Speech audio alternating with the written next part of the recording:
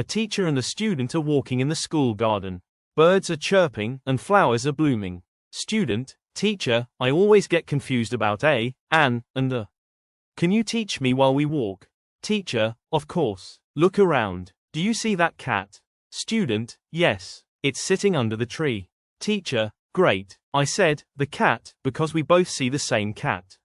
The is used when we talk about something specific. Student, oh, so if I just saw any cat, I would say, a cat, right? Teacher, exactly. For example, I see a cat in the garden. It could be any cat, not a special one we both know. Student, I think I get it. And what about an? Teacher, good question. Look over there. Do you see an owl on the branch?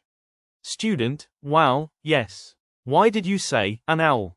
Teacher, because owl begins with a vowel sound, o.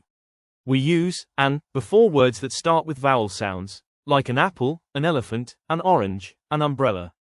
Student, oh, like when I eat an ice cream.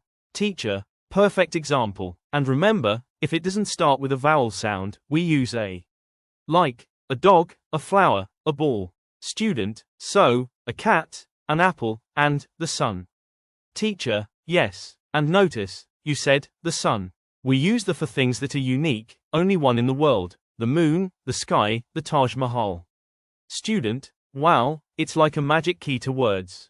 Teacher, exactly. Articles are little helpers that make sentences clear. Student, smiling, teacher, today I saw a cat, an owl, and the sun. Did I get it right? Teacher, you got it perfectly right.